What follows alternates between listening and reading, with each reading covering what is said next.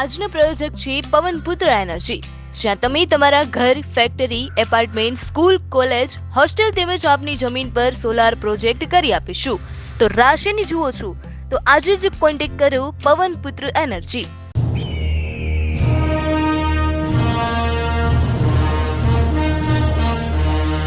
ऐ सरजमीन हिंदुस्तान, तेरे उन जानिसारों, जांबाजों, शहीदों और मुहाफिजों को सलाम है, सलाम है, सलाम है,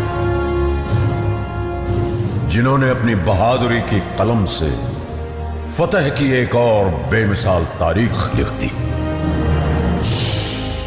गवाह है आज भी कारगिल की वो बुलंद चोटियां, जिनको तुमने अपने लहू से सींच कर तिरंगे की आन, बान और शान को रोशन कर दिया.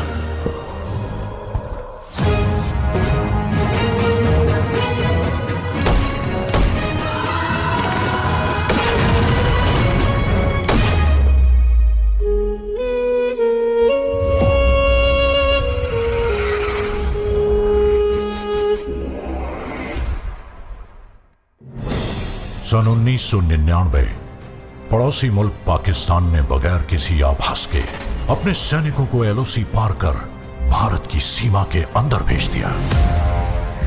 जनरल परवेज मुशर्रफ. जनरल का प्लान सीधा और साफ था.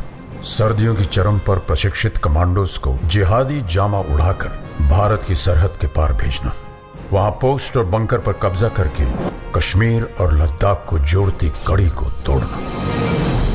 द्रास सेक्टर की मुश्को घाटी, मारपुला रिज लाइन, कारगिल के आसपास काकसर, बटालिक सेक्टर, चोरबाटला सेक्टर और सियाचिन के दक्षिण में तुर्तुक पर पाकिस्तानी फौज ने धोखे से अपना कब्जा जमा लिया था. लेफ्टिनेंट सौरभ कालिया की अगुवाई में निकली पेट्रोलिंग पार्टी बड़े रहस्यमय ढंग से गायब हो गई थी.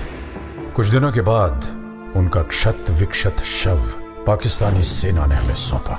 जिस निर्दयता से उन्हें मारा गया था, प्रशिक्षित पाकिस्तानी फौजियों की ही कुचेष्टा थी. तत्कालीन प्रधानमंत्री श्री अटल बिहारी वाजपेयी पड़ोसी देशों के साथ सद्भावना में विश्वास रखते थे, पर पाकिस्तान के इस छुपकर हमला करने की साजिश से वो अत्यंत क्षुब्ध हो उठे. हम शांति चाहते हैं, ये तो दुनिया ने देखा. अब दुनिया ये देखेगी कि हम शांति की रक्षा के लिए और अपनी शक्ति का भी प्रदर्शन कर सकते हैं. लड़ाई के परिणाम के बारे में भी मेरे मन में कोई संदेह नहीं है. हमारी विजय निश्चित है और हम विजयी होकर दिखाएंगे. उन्होंने देश की तीनों सेनाओं को बगैर एक पल गवाए दुश्मन की गोली का जवाब गोलों से देने का आदेश सुनाया. तो भारतीय सेना ने तुरंत एक्शन लेते हुए युद्ध का ऐलान कर दिया.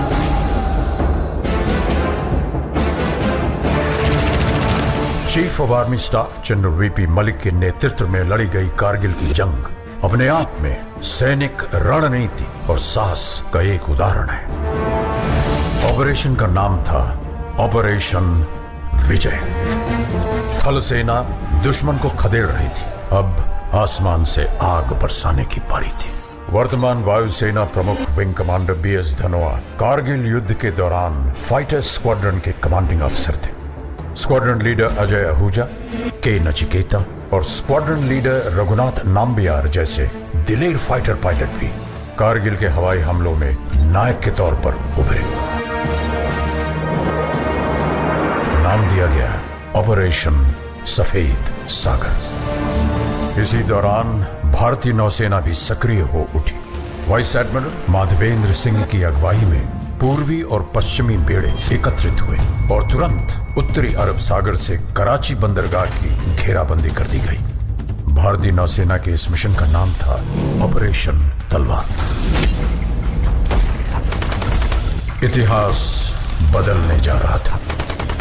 वंदे मातरम, वंदे मातरम, वंदे मातरम, वंदे मातरम. और रुख मोड़ दिए तूफानों के, चट्टानों को धूल बनाया है. दुश्मन हमको ना भूल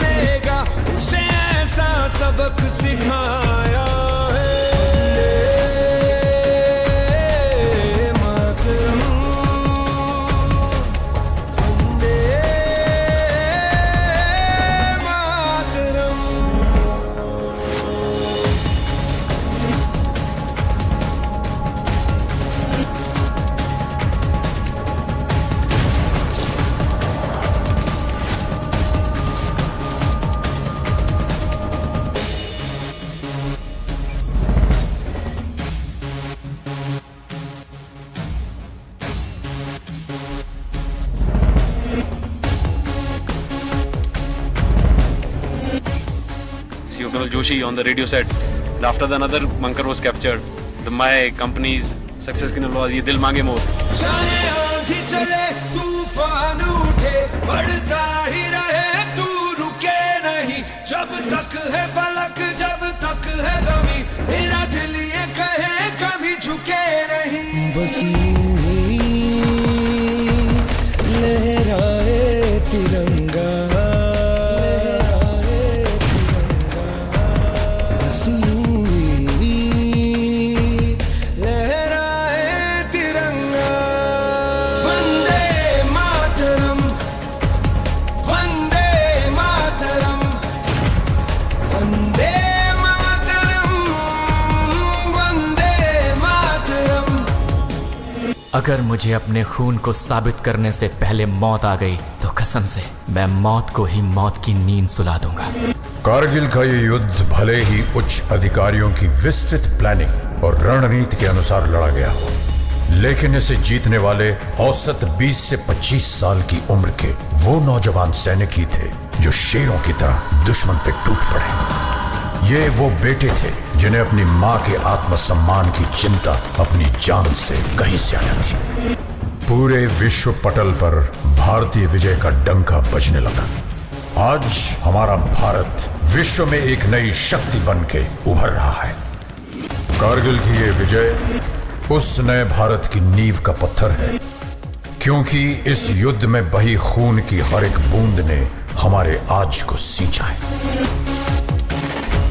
वही खून प्रेरणा देता है, बढ़ो आगे, मत रुको, पूरी शक्ति सहित निर्भयता से हर असंभव पहाड़ इसी तरह जीत लो।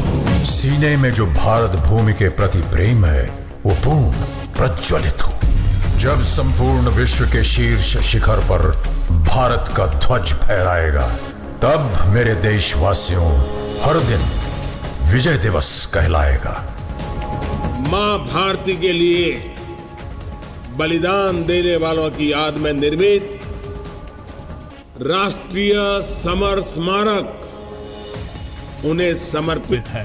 देश के लिए जीवन लगा देने वाले, जिंदगी खपा देने वाले, जिए भी तो देश के लिए, मरे तो भी देश के लिए, जिए तो भी तिरंगे के लिए, मरे तो भी तिरंगा ओढ़ करके ऐसे हर किसी को मैं आज नमन करता हूं, प्रणाम करता हूं, आपसे आह्वान करता हूं। आइए मेरे साथ बोलिए, भारत माता की, भारत माता की, भारत माता की, वंदे वंदे वंदे वंदे वंदे वंदे वंदे मातरम वंदे मातरम वंदे मातरम वंदे मातरम वंदे मातरम वंदे मातरम। और रुख मोड़ दिए तूफानों के, चट्टानों को धूल बनाया है, दुश्मन हमको ना भूलेगा, उसे ऐसा सबक सिखाया है। वंदे मातरम वंदे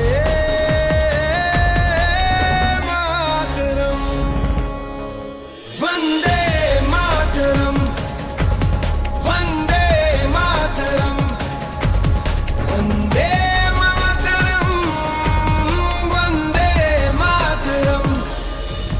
चाहे आंधी चले तूफान उठे बढ़ता ही रहे तू रुके नहीं जब तक है फलक जब तक है ज़मीं मेरा दिल ये कहे कभी झुके नहीं बस यूं ही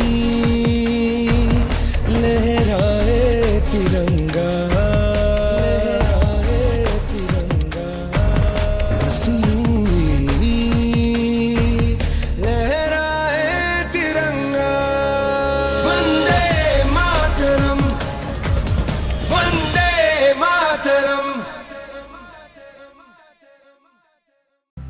આજનો પ્રોજેક્ટ છે પવન પુત્ર એનર્જી, જ્યાં તમે તમારા ઘર, factory, apartment, school, college, hostel તેમજ આપની જમીન પર સોલાર પ્રોજેક્ટ કરી આપીશું. તો રાશિની જુઓ છો તો આજે જ કોન્ટેક્ટ કરો પવનપુત્ર એનર્જી. Contact number 7359475790 77788156664.